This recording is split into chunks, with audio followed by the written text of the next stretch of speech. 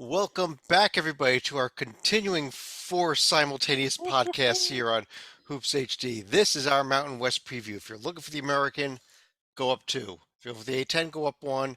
For the West Coast, right below us. Any other conference, season previews tab is way up at the top of the page. I'm your host, Chad Sherwood, joined by John Titel. I can't even talk anymore. John Titel, Rocco Miller from Bracketeer.org, John Salika below me, David Griggs below me.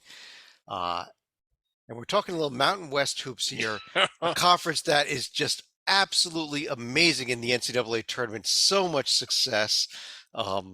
Rocco, San Diego State in the top 25. Uh, they've been the class of the league for many years. They probably are this year, but Brian Dutcher's now 0-3 in NCAA tournament games. Yeah, I mean, last year, heartbreaker, I think overtime loss to Creighton. Year before, just completely embarrassed and stymied by the Syracuse zone. But yeah, I mean, every year is a little bit different team. I think the big splash the Aztecs made over the offseason, besides the fact that Mensah and Bradley both came back, both studs, is getting Darian Trammell from Seattle U, who was basically the WAC player of the year last year. Obviously, I'm a Seattle guy. I got to watch him a lot. And I mean, he's going to fit in beautifully. You still got Lamont Butler there. It's a great roster on paper. Now, again, one of the things San Diego State's going to have to stay focused on the second half of the year is keeping their competitive edge up, because the Mountain West is one of the most brutal conferences travel-wise. I think we say this every year, where it truly is. The name is correct. There's a West part of the conference and a mountain part of the conference. And when you're a team from the West and you travel to the mountains, weird things happen and losses are going to happen. So, San Diego State's going to have to be prepared for that. And they're going to have to get that chip back on their shoulder in March, because chances are pretty good. I think they'll do pretty well in the Maui tournament. I think they'll do pretty well in their big matchups that they have set up with St. Mary's and a couple others. So, I think that's going to be their real test, is getting through January and February. Rocco, you're a bracket, a selection committee guessing expert, as is John Titel. You brought up an interesting point. It is brutal when you have to go to the Front Range. Why, does the committee just sort of toss those losses out just because it's so hard to win on the Front Range? I don't know if they're tossed out. I just think they're treated like any other road loss, and I think sometimes Mountain West team might get a little short end of the stick, because the data does support a little bit more of a disadvantage when you are in altitude, especially if you're a team that isn't coming from altitude.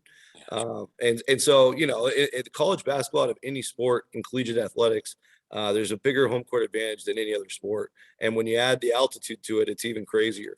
And this league deals with it the most, especially in the at-large bid conversation. So I think it's something that needs to be brought up more. And who knows how much they talk about it, but I think in general, when you're comparing teams, you're not usually going that far unless it's the last four teams in or something like that. Yeah, and we at HoopsHD, we love the Front Range. We love the Front Range and the Beehive. And the Beehive, we love the Beehive. But Titel, he's talking about altitude, and we know nobody is higher than Wyoming. How about those Wyoming Cowboys this year? I would argue the Stonehill Stoners are a little higher, but I see your point. Thank you. Wyoming is going to be good again, and the key is going to be the big man, Graham E.K. Graduated high school at age 17 after tearing not just his anterior collateral ligament, not just his lateral collateral ligament, but also his medial collateral ligament, the trifecta, as it were. And all he does is work his butt off and get back to an elite level. Last year, he was one of 3 players in the nation with 19.5 points a game and 9.5 rebounds a game.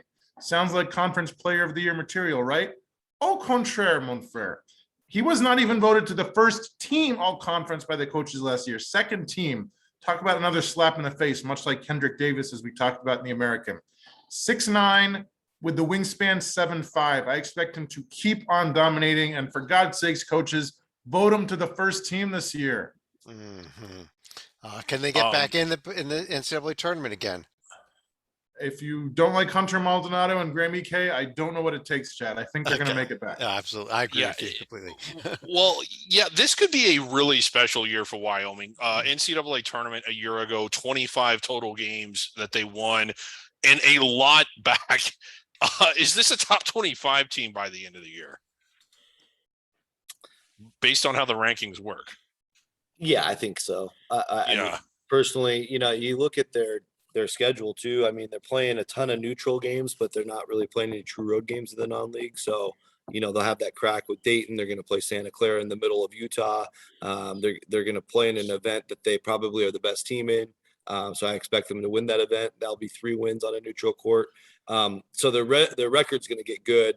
And if we all agree they're top 2 in this league, they'll win the large chunk of their league games too. So yeah, they're going to have a great record. Yeah, I think they will. Stalika, Colorado State was in the tournament last year as well.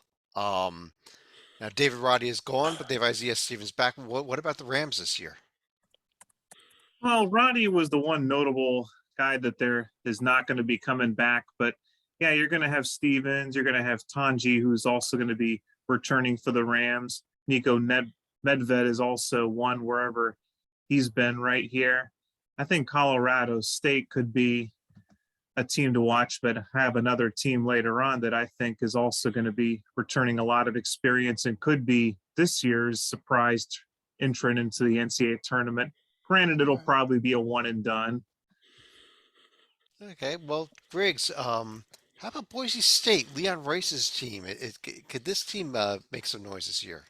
I think they can. I know that they lost 3 of their starters from last year's team, but the pieces they have coming back are really good. I really like Leon Rice as a coach. He's another guy that seems to not always, but usually exceed what the preseason expectations are. It's tough to win at Boise, not quite as tough as it is to win on the Front Range. And we at HoopsHD, we love the Front Range, but I think they can make quite a bit of noise. They were the first place team a year ago, and I think they're going to be in the mix again. Well, okay, in mix for second.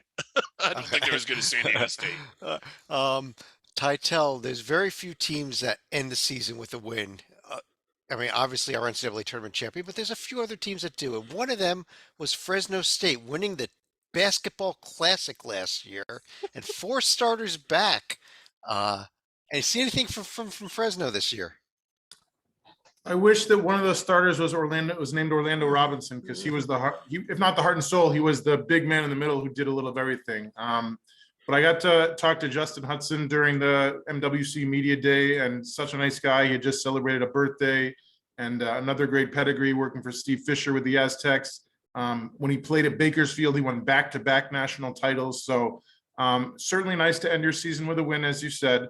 But when you're missing a guy like Robinson, there's only so many pieces that you can bring back, and they're missing the big piece. But I think they're going to be on the outside looking. And it'd be great if they can go back and win the TBC yet again, but I don't know if that's something they'd be proud of or not. Rocco, are they going to win the TBC again? Is that about all we see out of Fresno? Yeah, I mean, I'm pretty close with these guys too, and like I do know they're going to enter the year with a couple guys down. Probably not supposed to share who yet, but that's going to be a tough way to start, because they open with a pretty tough schedule. They'll host San Francisco early on. They're going to play North Texas early on. They're going to be in the Woodin where they play Washington, and those are the kinds of games they would need everybody. But I will say Anthony Holland's the glue. 43% 3-point shooter. He barely makes any mistakes. Keeps everybody together. They're a lot of fun to watch. I was frustrated watching them lose so many close games last year, because that really was the difference between them being a tournament team or not. So we'll see what they can do this year. Obviously, the replacing O is going to be a little too much to ask, but they brought in Isaiah Moore to try to do that. So we'll see what happens. Slika, I think you have a dark horse team here, coached by Richard Pitino. Am I correct? That is correct. I mean, I see Titel's team with 4 starters, but I'll give you a team that actually going to have 5 starters in the New Mexico Lobos right here.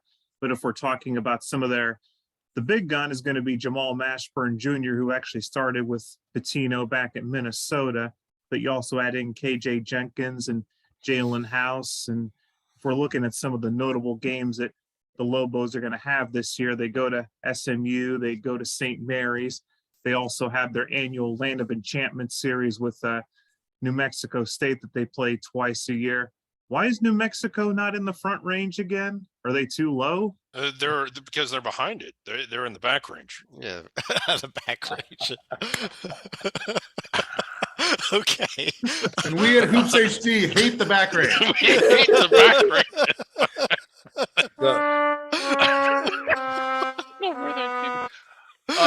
Okay. I had a serious question, but I hesitate to ask it now because we're just so far off the rail. Go ahead. Somebody say something. Greg, say Right. something. Okay, so this is I granted they have a lot of experience, but does how poorly they played, particularly on the road last year, Stalika, give you any pause? Or are you still a believer in them? I'll add to that also, Slika. Their defense was atrocious last year too.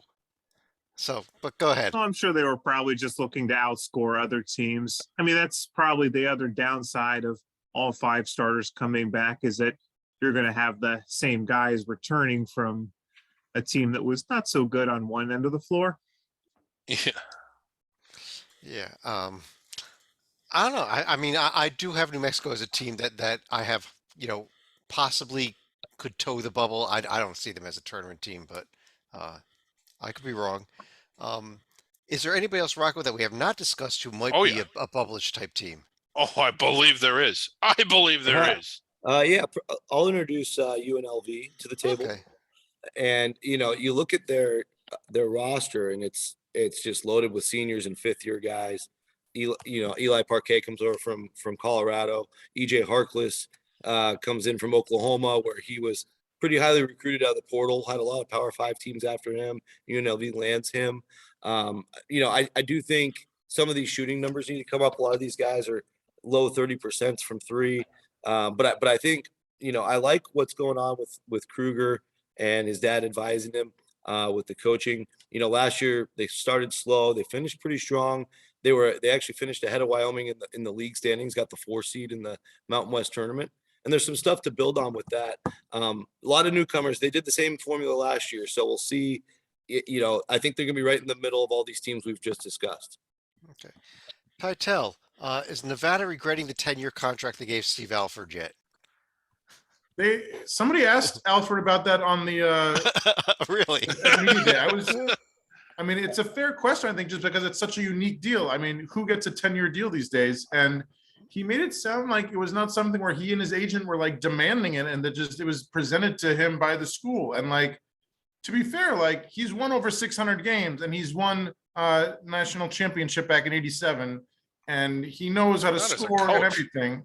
Yeah. But yeah, it's a long contract, and he does bring in some guys like Jared Lucas from Oregon State and Hunter McIntosh from Elon. But if your question is it too long a contract? It seems like it's too long a contract. Yeah. Stalika, Ryan Odom at Utah State, still a rebuilding job this year? Well, I just want to get back to Titel's comment. Isn't bringing a player in from Oregon State potentially a terminable offense in that contract? Now, as far as Ryan Odom, I mean, Utah State has certainly been towards the top half of the conference in recent years, but I still think they got quite a bit of reloading they're going to need to do. Griggs. Yes. Joe Scott over at Air Force. Oh, at Air Force. Yeah, I mean, this is his second tour around here, and he's a couple years into it. Do you think he can rebuild it like he did that first time? No. What he did the first time was utterly remarkable because Air Force had not even – I mean, they'd never been within 100 miles of the NCAA tournament, at least not that I could remember. I don't know how he did it. I don't know why he fell so flat in everything he tried to do after that, including returning to Air Force.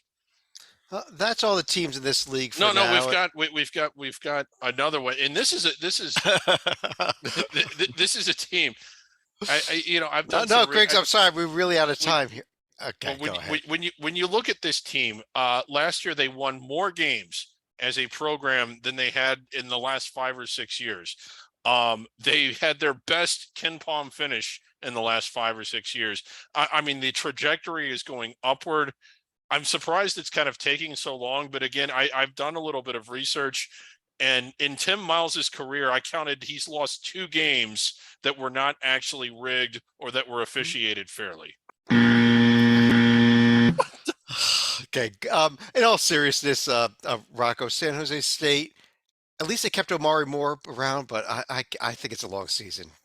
Do you? Yeah, I mean, reality says that. I mean, Amari Moore and Trey Anderson are both like 40% plus deep shooters, and Alvaro Cardenas puts on a show as a Spanish point guard. He could make a nice freshman to sophomore leap, quite honestly. But I think even San Jose State getting inside the top 300 was a nice achievement last year. This year, you know, probably shooting for top 225 or so, but that's still not competing with the bulk of the league. But maybe pull off a couple more upsets, get up to like 4 or 5 league wins is perhaps realistic. Yeah, it's a tough goings there. But at least you know what, when it comes to San Jose State, at least they have this here. If I get the screen share to work, they have the most unique, one of the most unique courts, and I think god awful courts in the country. Yes, it glows in the dark. But if you look to the left, you can't see it because there's no stands yet. They actually have a bar behind that basket now, and that's going to bring all the fans in. It worked at the end of last season, believe me. So if Golden Dark basketball with, you know, partiers courtside, it should be fun. Oh, I will be there at the bar. You will. Yeah. Okay. On that note, though, I want to run through each of you with the questions here. Who's going to win the league? How many bids? Any other thoughts? Titel, why don't we start with you? Your champion are the San Diego State Aztecs. It might not be close. I think it'll be close, but it might not be if they play to their potential. They lost, like, I think their last 4 losses last year were all like by 1 point. And I asked Coach Dutcher about it at media day, like, do you need to work on defensive intensity or like not turning the ball over? And he smiles. He's like, I think our defense is okay. We don't need to work on that. And he's right. As far as how many make it, I think that Colorado State takes a step back without Roddy. Every single question was about Roddy. I think Wyoming makes it, like I said earlier. Utah and Boise, right on the bubble. I'll set the over-under at 3.5. I'll go under with 3. As far as a fun fact to finish up on, I think I'm going to go with Hunter Maldonado, the other guy from Wyoming who we didn't mention too much earlier because it is Graham EK's world. But when Hunter Maldonado is playing great, like he did against Indiana in the tournament, 21 points, 8 of 16 shooting from the field. Sadly, when he's not playing great, as he did against Indiana in the tournament, 10 turnovers. You talk about what guys need to work on over the summer. Some work on their shooting, some work on whatever, their health. Hold on to the ball, Hunter, and you're going to be just fine. All right. Stalika. Well, I think I've given you one taste as far as who I'm going to be including in my 3 teams for the Mountain West right here. I'll say San Diego State probably wins the regular season title. I'll say Wyoming and New Mexico are the other teams that wind up getting in. With, I would probably say New Mexico could be the team that potentially gets the auto bid as well as a ticket to ConExpo ConAGG 2022. Yeah. I'm personally, you know what, I'm going to go lower than that. I'm only going 2 bids. I'm going San Diego State and Wyoming. I think that these other teams we've been discussing, like Boise, Colorado State, New Mexico, etc., they might be hanging around the bubble. I just have a feeling that they may all just fall short this year. Rocco, what are your thoughts? Yeah, Chad, I'm somehow landing with 2. It's hard to believe because I do think there's still like 7, 8, 9 deep programs that are all capable of rising up to the top 2. But those are the 2 obvious ones, San Diego State and Wyoming. I think it would take a lot to keep them out this year. But I actually have Utah State 3rd.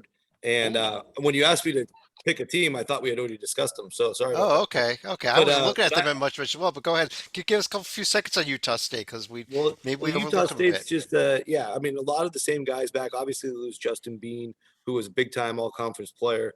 But they've got a lot of continuity within the staff, tons of experience. So I just think I respect Ryan Odom as a coach. He had last year was his first year up there to try to start figuring things out. They have an amazing home court advantage. So I'm looking for them to maybe get 3rd.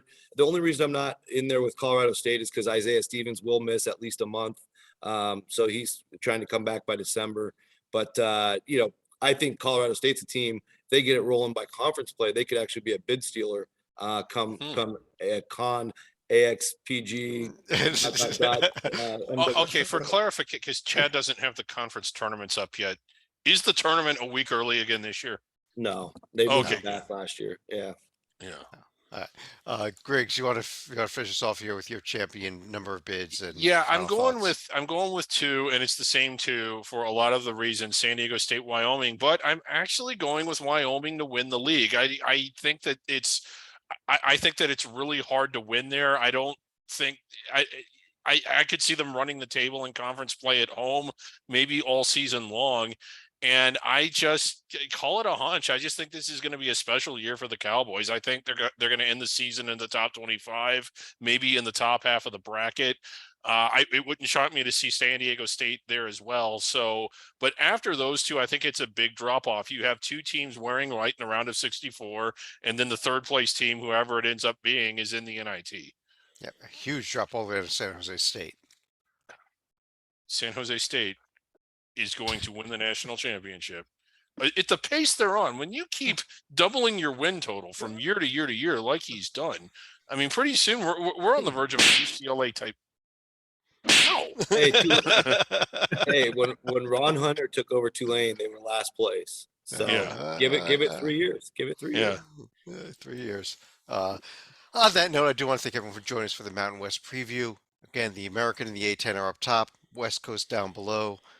All the rest of the conferences in the season preview tab. But for John Titel, Rocco Miller from Bracketeer.org, John Salika, David Griggs, I'm Chad Sherwood. We'll talk to you again in a few more seconds on that final button down below, the West Coast Conference.